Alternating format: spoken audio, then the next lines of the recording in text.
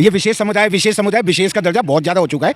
अगर विशेष समुदाय का दर्जा खत्म नहीं कर रहा, आप सीधा डायरेक्ट बोलो कि वो है। ये विशेष समुदाय का है, या तो उनका नाम ही रख दो विशेष समुदाय। भाई विशेष समुदाय, ये समुदाय, वो समुदाय, ज़्यादा सर पे मत चढ़ाओ। विशेष समुदाय कोई नहीं है, सीधा बोलो ये है। किसी को समझ नहीं आता विशेष समुदाय। बढ़िया है, होना चाहिए, भारत का कानून है, क्यों क्या दिक्कत है? आपको बताया नहीं गया क्या कि संविधान आपको अधिकार देता है, आपकी हिफाजत करता है?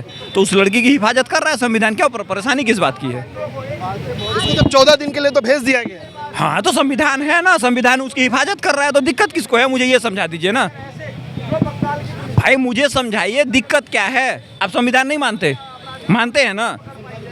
जब आप संविधान मानते हैं तो आपको प्रॉब्लम नहीं होनी चाहिए। उन्होंने कुछ बोला, उनको गिरफ्तार किया गया। जो इस देश में इज्जत उसकी है जो संविधान नहीं मानता है। उदाहरण के साथ समझाता हूँ, नहीं समझ में आया आपको। मुर्शिदाबाद वालों ने फ़ोन किया था ममता बनर्जी को कि दीदी ऐसा है, हम हिंदुओं के घर ज़मीन लूटने जा रहे हैं और आप पुलिस भेज दो।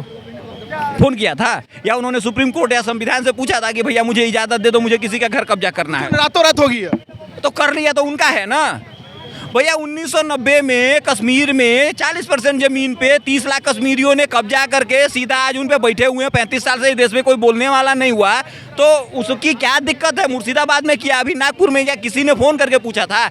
इस देश के कोर्ट को भी पता है, इस देश के जज को भी पता है, इस देश के पुलिस को भी पता है, और इस देश के नेता को भी पता है कि अगर हम इस तरीके की बात करेंगे तो अगली सुबह 6 इंच छोटे हो जाएंगे। क्यों? क्योंकि उनको मालूम है कि संविधान हमारी हिफाजत नहीं करता है। संविधान जिसकी हिफाजत करता है वो कश्मीर से जम्मू में घूम रहा है, मुर्शिदाबाद से कलकत्ता में घूम रहा है, और नागपुर में अपने घर में बैठ के रो रहा है। जो संविधान मानता है, संविधान के दायरे में बात करी थी, इसलिए 14 दिन की हिरासत मिली है। बात समझ में आ गई ना? जब वहाँ पे उनको कोर्ट में प्रोड्यूस किया गया था, वहाँ पे तमाम विशेष वर्ग के लोग उपस्थित थे, और उनको एक तरफ से बोला जाए तो गाली एक तरफ से दिया जा रहा है। लगातार वहाँ पे वीडियो बनाकर वायरल किया जा रहा है कि गिरफ्तार। कौन सा हुआ है? ये नया विशेष वर्ग पैदा हुआ है क्या? उसका नाम बोलने में आपको तकलीफ होती है?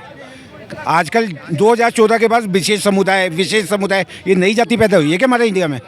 कब से हुई है? 2014 के बाद हुई है क्या पैदा? उसे आप डायरेक्ट क्यों नहीं बोलते कि वो कौन है? ये विशेष विशेष का दर्जा बहुत ज़्यादा हो चुका है। अगर विशेष समुदाय का दर्जा खत्म नहीं कर रहा, आप सीधा डायरेक्ट बोलो कि वो है। ये विशेष समुदाय का है, या तो उनका नाम ही रख दो विशेष समुदाय। भाई विशेष समुदाय, ये समुदाय, वो समुदाय, ज़्यादा सर पे मत चढ़ाओ। विशेष समुदाय कोई नहीं है, सीधा बोलो ये है। किसी को समझ नहीं आता विशेष समुदाय बोलोगे, समझ ही नहीं आएगा किसी को। बंदा कहेगा लगता है नई जाति पैदा हुई है। क्यों? हाँ, सही बात उन्होंने कहा। क्यों? क्योंकि इस देश में पहले 5,600 जातियाँ, 7 लाख जातियाँ हैं, आज इतनी जातियाँ। देखिए सीधी बात ये है कि आपके देश में जो संविधान नाम का कानून है वो हिंदुओं के लिए बनाया गया है, ठीक है? वो इसको मानते हैं इसलिए जूते खाते हैं। श्रीनगर में माना इसलिए रिफ्यूजी बन गए, मुर्शिदाबाद में माना इसलिए घर लूट लिया गया। भाई आपने अपनी पार्टी, अब आप लोगों को बड़ी एतराज़ है ममता बनर्जी से। भाई साहब, मैंने 97 में अपनी आंखों से अंडे और चप्पलों की माला पहनाते हुए उनको घर के सामने एज ए सांसद देखा हुआ है। जब भाजपा की सरकार थी वो बांग्लादेशियों का विरोध कर रही थी। भाई ममता बनर्जी आज बांग्लादेशियों का साथ दे रही हैं, उन मुसलमानों का साथ दे रही हैं जिसके चलते वो मुख्यमंत्री बनी है। तो इसमें हिंदुओं को क्या तकलीफ हो रही? भाई जब वो तुम्हारे लिए लड़ रही थी तब तुम उनको जूते मार रहे थे, तब तुमको अंडे पहना रहे थे, तब आपको शर्म नहीं आई?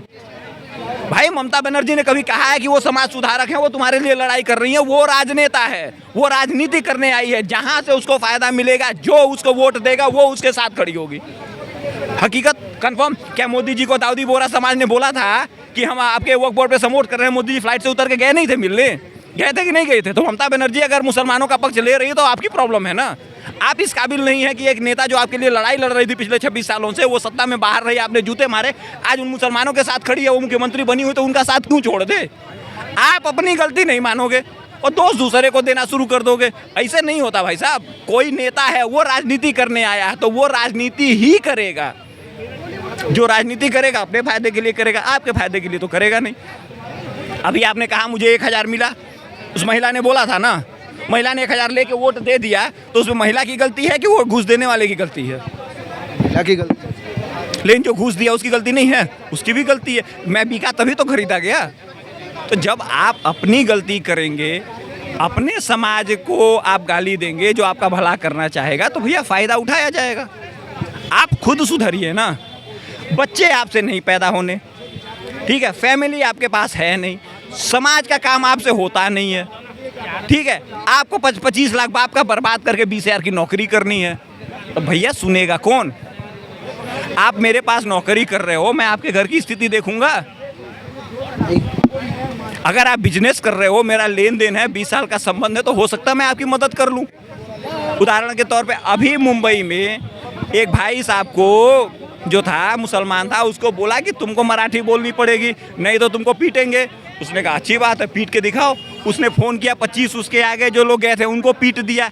तब से सारे नेता बोल रहे ना भाई, मुसलमान तो उर्दू बोलेगा, उसको लैंग्वेज के बैरियर में नहीं बांधना चाहिए। वो लड़की जो पढ़ी लिखी है, अपने बाप का 50 लाख बर्बाद कर चुकी है, उसके लिए तो कुछ नहीं हुआ।